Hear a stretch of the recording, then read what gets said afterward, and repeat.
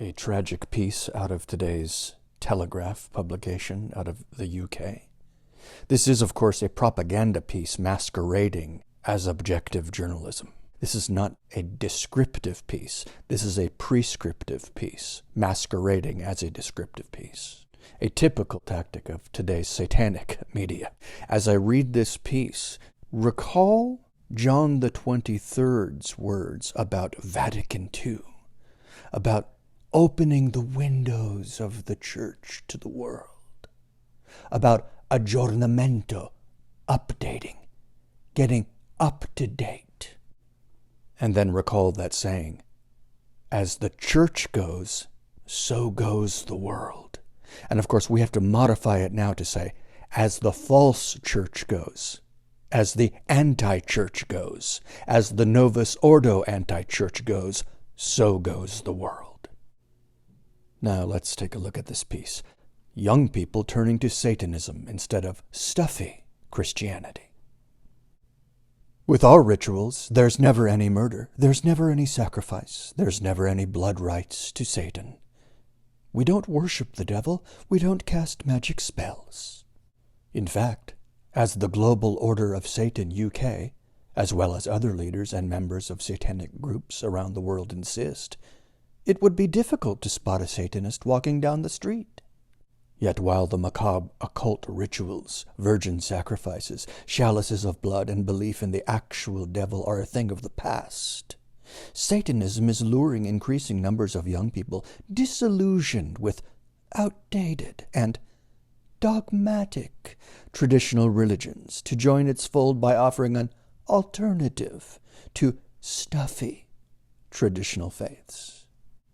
The Sunday Telegraph has spoken to leaders and members of satanic groups around the world who claim that the opportunities Satanism offers people to engage in activism and campaign on issues such as gender and sexuality is part of the appeal for the younger members, particularly those who are increasingly less likely to declare themselves as Christian. Chaplain Leopold, a 32-year-old London-based undertaker, co-runs the Global Order of Satan UK, which he said has seen a 200% increase in membership over the last 5 years. A movement towards self-identification. I'd love to be able to claim that we could pat ourselves on the back and say, yes, we've done our infernal work here, and we're successfully declining the number of Christians. But I think it's a far more complex issue than that, he said. He said 2 factors were responsible: the decreasing popularity of traditional dogmatic religions, and a movement towards self-identification and self-realization. This is particularly amongst younger people who don't want to be identified as part of a prescriptive dogmatic religion, and rather want to identify as their own self-beliefs and self-realization, which is what Satanism offers. So we often say that we're sort of the religion for those who don't like the oppression of previous religions. Chaplain Leopold added that many young people are turning away from what are now incredibly outdated, very obviously stuffy views that are completely not in keeping with modern times, particularly regarding issues such as sexuality and gender identity. Number of Christians declines. His comments come as Christianity battles to appeal to younger generations and remains divided on the issue of gay marriage, with bishops preparing for an historic vote on the matter next month. According to the Office for National Statistics census, published in November, the number of people in England and Wales identifying as Satanists saw a 167% increase between 2011 and 2021, up from 1893 to 5054. At the same time, the number of Christians dropped so low that they now account for less than half of England and Wales' population, for the first time in census history. The census data prompted the Archbishop of York to insist that Christianity is not in terminal decline, and that Jesus suffered setbacks, so Christians will too. The figures revealed that 46.2% of the population described themselves as Christian in 2021, marking a 13.1 percentage point decrease from 59.3% in 2011.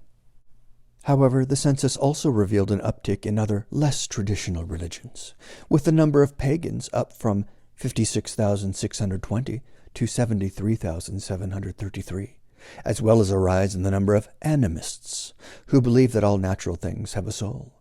They increased from 541 in 2011 to 802 in 2021. Academics claim that this is indicative of a wider trend. Dr. David Robertson, senior lecturer in religious studies at the Open University, said, "The appeal of a lot of new religions, including Satanism, is that they offer a form of religion that directly addresses the social issues that matter more to the young people, especially their willingness to be activists. And not only do they offer an opportunity for this sort of stuff to actively challenge laws, but also to appeal to the activists among the young people." Satanism is a young person's religion.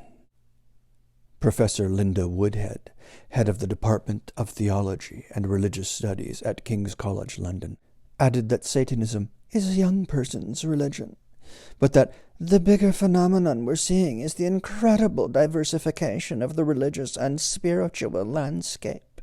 There's now a lot of solitary exploration, particularly with the internet, and you can find anything to fit your particular identity, interests, values, or beliefs. However, the Reverend Diarmaid McCullough, Emeritus Professor of History of the Church at the University of Oxford, said, "I'd say that these are all symptoms of people who've been disappointed by other religions, or who may only know them superficially, and who are looking for a system of belief to make their own, since our society encourages individual consumer choice and research."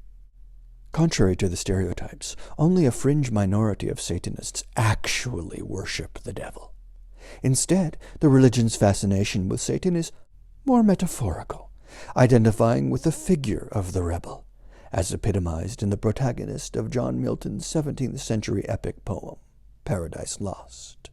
Satanists generally do not believe in a higher power, and instead revolve around a religion of the self, believing that it is up to individuals to define their own moral code, and to develop themselves as their own godheads. Rituals used as form of community bonding. However, this does not preclude Satanists from having fun getting together and doing rituals in the forest, by candlelight, encircled and enrobed. Chaplain Leopold said that ritual is used as a form of community bonding and meditation to give people the time to develop your own personal vision of yourself as Satan. "You wouldn't recognize a Satanist most of the time if you passed them in the street," he said. "But then we like to have the ritual space, which is when we don the robes and light the candles and hail Satan and everything else we wish to do. Because we embrace that aspect, it's almost like a form of mindfulness, a form of self-actualization. And while religions think they're casting magic spells when they perform their rituals, whereas we just believe that we're all coming together and affirming our bonds as humans. You should never feel like it's a chore going into a satanic ritual," he added. "It shouldn't be like, oh God, it's Sunday, we've got to go to church. It should be something you want to engage in, that you're enjoying and benefiting from." Despite this, Chaplain Leopold said that because of the stigma associated with Satanism, many people may not feel comfortable to declare themselves as affiliated with the religion. Malcolm Jerry, co-founder of the Satanic Temple, based in Salem, Massachusetts, suggested that the ONS figures were a drastic underestimate. He said that his organization, founded in 2012, has 21,996 members registered from the UK and around 1 million followers worldwide. The demographics of the Satanic Temple membership are fairly broad, but certainly younger people tend to be more engaged in activism, so they are more visible, he added. "I think our rise in popularity is founded on our having a set of principles and values that resonate with many people, and our rejection of hypocrisy and corruption." End of propaganda piece. And make no mistake, this is a propaganda piece. This is an exercise in the persuasion tactic of social proof, as explained in Robert Cialdini's Influence book. They're trying to convince readers that, oh, so many people are jumping on board. Why not also jump on board, dear reader? Everybody's doing it. This prescriptive programming is straight from hell. And part of the proof of this is the morbid fixation on self Notice the pathological solipsism running throughout this entire article. The focus, the morbid focus on self. And this is the exact opposite of holiness. And this is no better explained than in the masterpiece, Humility of Heart. This book, which I've recorded, is really the most important thing on my channel. I'd be happy to delete everything on my channel and just leave this, along with the rosary videos and other devotional videos. That's how important this book is. I urge you, if you really want to see the diabolism of this article, of this prescriptive programming in this article, read or listen to my recording of Humility of Heart. Do so again and again and again and again. This world is becoming more and more overtly satanic. They're dropping their masks. They feel emboldened. And the man currently posing as Pope, Francis, has played no small part in emboldening them. Make no mistake about it.